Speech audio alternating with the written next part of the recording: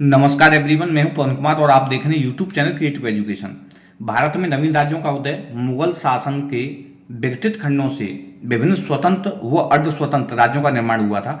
इनमें कुछ राज्य शक्तिशाली थे और शक्तिशाली राज्यों में मराठे सर्वप्रमुख थे, यानी सर्वाधिक शक्तिशाली थे, किंतु वे भारत की सार्वभौमिक सत्ता को स्पष्ट रूप से अपने हाथों में केंद्रित नहीं कर सके। बंगाल भी उन्हीं राज्यों में से एक था। तो बंगाल के नवाबों से संबंधित कुछ इंपोर्टेंट क्वेश्चन हैं, तो आइए इस वीडियो में उनको पढ़ते हैं। स्टार्ट करते हैं। क्वेश्चन नंबर 1 है, अंग्रेजों ने बंगाल में अपनी प्रथम कोठी किसकी अनुमति से 1651 ईस्वी में बनाई थी? मुर्शिद कुली खां, सुजाउद्दीन, शाह शुजा, सरफराज खां। तो इसका राइट आंसर है ऑप्शन सी, शाह शुजा। भारत के प्रांतों में बंगाल अत्यंत उपजाऊ और सबसे समृद्ध था। अंग्रेजों ने बंगाल में अपनी प्रथम कोठी 1651 ईस्वी में शाह शुजा की अनुमति से बनाई थी। उसी वर्ष एक राजवंश की महिला की चिकित्सा की गई थी अंग्रेज डॉक्टर वॉटन के द्वारा। तो उसने अंग्रेजों को 3000 रुपए वार्षिक के बदले में बंगाल, बिहार तथा उड़ीसा में मुक्त व्यापार करने की अनुमति दे दी थी। तो इस क्वेश्चन का राइट आंसर हुआ ऑप्शन सी, शाह शुजा की अनुमति से अंग्रेजों ने प्रथम कोठी बंगाल में बनाई थी। नेक्स्ट क्वेश्चन है, 1698 ईस्वी में सूबेदार अजीम हुसैन ने सूतानाता, कलिकता एवं गोरखपुर की जमींदारी ये दी थी अंग्रेजों को। इसमें गांव के नाम क्वेश्चन में ही बता दिए गए हैं। तीनों गांवों की इसका जो राइट आंसर है वो ऑप्शन डी, उपयुक्त सभी, सूतानाती, कलिकता और गोविंदपुर, तीनों ही गांवों की जमींदारी किसने दी थी? 1698 ईस्वी में सूबेदार अजीम हुसैन ने सूतानाती, कलिकता तथा गोविंदपुर की जमींदारी अंग्रेजों को दे दी थी। वर्तमान में जो कलकत्ता है ये तीनों गांव के ऊपर ही इसकी नींव रखी गई थी। नेक्स्ट क्वेश्चन है, 1717 ईस्वी में मुगल सम्राट फर्रुखसियर ने कितने रुपए वार्षिक कर के बदले में अंग्रेजों को व्यापारिक छूट प्रदान की थी? 3000 रुपए, 4000 रुपए, 5000 रुपए या 6000 रुपए? तो इसका राइट आंसर है ऑप्शन ए, 3000 रुपए।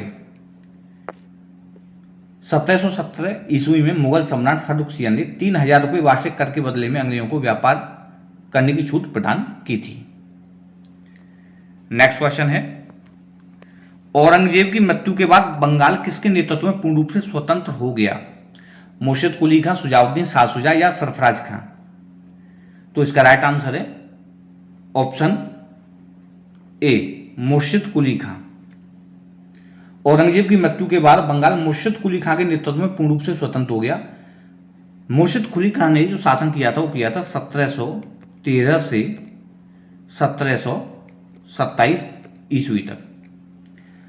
1701 ईस्वी में मुर्शिद कुली खां को औरंगजेब ने बंगाल का सूबेदार नियुक्त किया था। 1713 ईस्वी में फर्रुखसियर ने सूबेदार के रूप में इसकी नियुक्ति की थी तथा 1770 ईस्वी में इसे बंगाल का सूबेदार बना दिया गया था।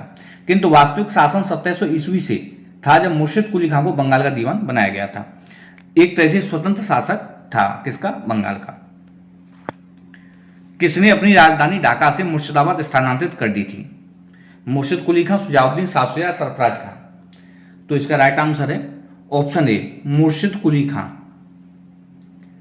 मुर्शिद कुली खां ने औरंगजेब के पोते अजीम हुसैन से मतभेद होने के कारण अपनी राजधानी ढाका से मुर्शिदाबाद यानी मकसूदाबाद स्थानांतरित कर दी थी। तो राइट आंसर है ऑप्शन ए, मुर्शिद कुली खां। औरंगजेब के किससे? औरंगजेब का पोता था अजीम हुसैन, उससे मतभेद के कारण इसने मुर्शिदाबाद इसको स्थानांतरित किया था अपनी कैपिटल को। किसे बंगाल में नई जमींदारी पर आधारित कुलीन वर्ग का जनक माना जाता है?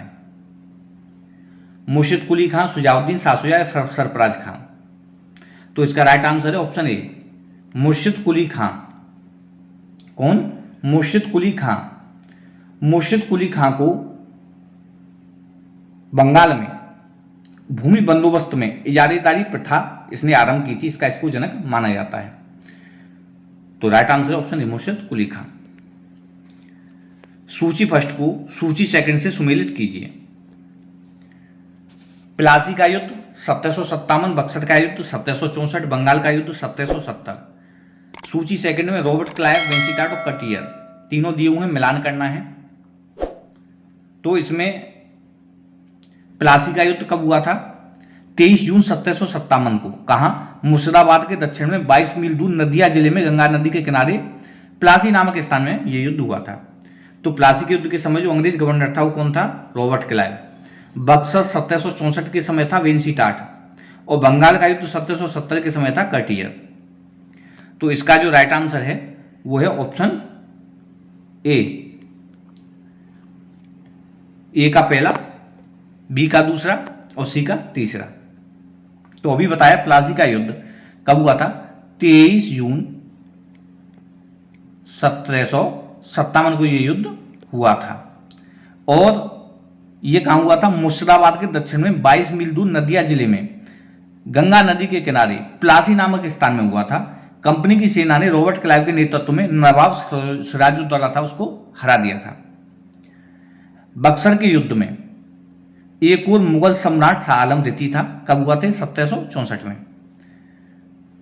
अवध का नवाब शुजाउद्दौला तथा मीर कासिम थे। तो दूसरी ओर अंग्रेजी सेना का नेतृत्व उनका कुशल सेनापति कैप्टन हेक्टर मुंडो, कौन? कैप्टन हेक्टर मुंडो कर रहा था। तो राइट आंसर रहा ऑप्शन ए। नेक्स्ट क्वेश्चन है, प्लासी की लड़ाई 1757 में अंग्रेजी सेना का नेतृत्व किसने किया था? रॉबर्ट क्लाइव ने, हेक्टर मुंडो ने, वारेन हेस्टिंग्स ने, या इनमें से कोई नहीं? तो इसका राइट आंसर है ऑप्शन ए, रॉबर्ट क्लाइव ने। प्लासी की लड़ाई 1757 में यह कब हुआ था? तो 23 जून 1757 को। कहां पे? मुर्शिदाबाद के दक्षिण में 22 मील दूर नदिया जिले में गंगा नदी के किनारे प्लासी नामक स्थान में युद्ध हुआ था। रॉबर्ट क्लाइव के नेतृत्व में युद्ध लड़ा गया था। इसमें नवाब सिराजुद्दौला को अंग्रेजों ने पराजित कर दिया था। बक्सर के युद्ध में जो हुआ था 1764 में अंग्रेजी सेना का नेतृत्व करने वाला कौन था? Robert Clive, Warren Hasting, Hector Munro या चार्ल्स आयत कूट? तो इसका राइट आंसर है option C, Hector Munro. Buxar के युद्ध में एक और मुगल सम्राट शाह आलम द्वितीय थे, अवध का नवाब शुजाउद्दौला तथा मीर कासिम थे। तो दूसरी ओर अंग्रेजी सेना का नेतृत्व उनका कुशल सेनापति कैप्टन हेक्टर मुंडो ने किया था। बंगाल का ध्वज शासन कब से कब तक चला? 1757 से 1767, 1764 से 1793, 1765 से 1772, 1760 से 1793। तो इसका राइट आंसर है ऑप्शन सी, 1765 से 1772। बंगाल में ध्वज शासन 1765 से 1772 तक चला। अंग्रेजों ने, क्योंकि मुगल बादशाह को पराजित किया था, इसलिए अंग्रेजों ने मुगल बादशाह से 12 अगस्त 1765 में इलाहाबाद की संधि की थी। वहां ध्वज शासन चला, केंद्र का शासन भी और राज्य का शासन भी। वर्ष 1798 ईस्वी में लॉर्ड वेलेस्ली द्वारा प्रस्तावित सहायक संधि को स्वीकार करने वाला सबसे पहला भारतीय शासक या राज्य कौन था? तो यह था ऑप्शन बी, हैदराबाद का निजाम। सहायक संधि में कई राज्य थे, जैसे हैदराबाद, मैसूर, तंजौर, अवध, पेशवा, बरार, भोंसले, ग्वालियर जिनको जो सिंधिया परिवार था, इन सब ने लॉर्ड वेलेस्ली द्वारा प्रस्तावित सहायक संधि को स्वीकार किया था। इसमें जो सबसे पहला राज्य था वो कौन था? वो था हैदराबाद का निजाम। 1798 ईस्वी में इन्होंने सहायक संधि को स्वीकार किया था। तो right answer option B, Hyderabad का निजाम। भारत का प्रथम गवर्नर जनरल व वायसराय कौन था? Lord Hastings, Lord Canning, Lord Minto, Lord Curzon. जो प्रथम गवर्नर जनरल भी रहा था लेकिन वायसराय भी बना था, वो था ऑप्शन बी, लॉर्ड कैनिंग।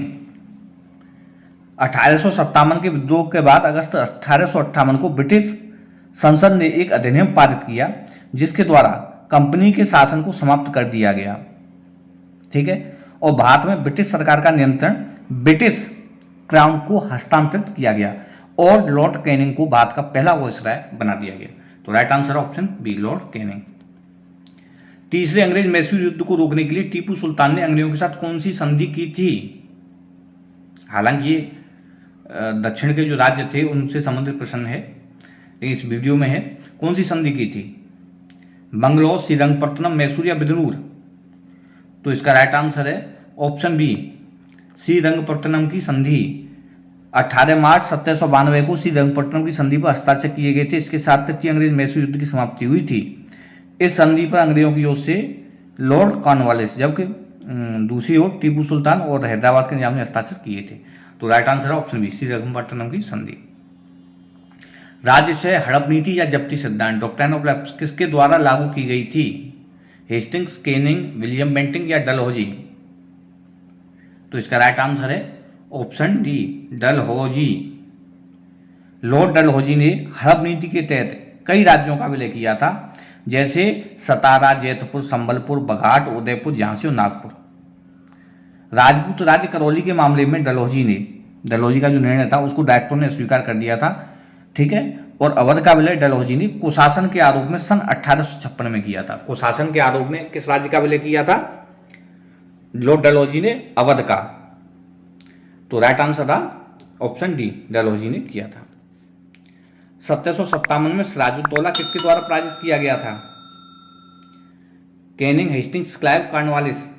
तो इसका राइट आंसर है option C, Clive, Lord Clive. Plassey के पहले युद्ध में एक वो ब्रिटिश ईस्ट इंडिया कंपनी की सेना थी, तो दूसरी वो बंगाल के नवाब की थी। किसकी? सिराजुद्दौला की। कंपनी की सेना ने रॉबर्ट क्लाइव के नेतृत्व में नवाब सिराजुद्दौला को हरा दिया था। तो राइट आंसर है ऑप्शन सी, क्लाइव। निम्नलिखित में से किसने लॉर्ड वेलेस्ली के साथ सहायक संधि पर हस्ताक्षर किए थे? हैदराबाद के निजाम, मैसूर के राजा, अवध के नवाब, बंगाल के नवाब। तो इसका राइट आंसर है ऑप्शन डी, हैदराबाद के निजाम ने किए थे, मैसूर के राजा ने किए थे, अवध के नवाब ने किए थे, लेकिन बंगाल के नवाबों ने नहीं किए थे। किसने? हैदराबाद, मैसूर, तंजौर, अवध, पेशवा, बरार। बरार में कौन सा जो परिवार था? वो भोंसले। ऐसे ग्वालियर में सिंधिया परिवार था। इन सब ने किए थे, लेकिन बंगाल का इसमें सहायक संधि को हस्ताक्षर करने का कोई जिक्र नहीं है। तो राइट आंसर है ऑप्शन डी, 1, 2, 3। क्लाइव को बंगाल का गवर्नर किस वर्ष बनाया गया? 1756 ईस्वी में, 57 में, 58 में या 59 में? तो इसका राइट आंसर है ऑप्शन सी, 1758 ईस्वी में। बंगाल का गवर्नर प्लासी के युद्ध के समय बंगाल में अंग्रेज प्रमुख कौन था? डेक। प्लासी के युद्ध में क्लाइव ने अपने बुद्धिमत्तापूर्ण क्षमता का प्रदर्शन किया था। इसी कारण प्लासी की विजय के बाद ईस्ट इंडिया कंपनी ने लॉर्ड क्लाइव को बंगाल का गवर्नर बना दिया गया था। तो राइट आंसर ऑप्शन सी। तो दोस्तों ये थे कुछ इंपोर्टेंट क्वेश्चंस, पार्ट 1 है इस वीडियो का। क्वेश्चंस आपको कैसे लगे कमेंट बॉक्स में कमेंट करके जरूर बताइए। अगर चैनल को अगर आपने सब्सक्राइब नहीं किया, सब्सक्राइब कर लीजिए, बेल आइकन बटन को प्रेस कर लीजिए। ये वीडियो देखने के लिए आपका बहुत बहुत धन्यवाद।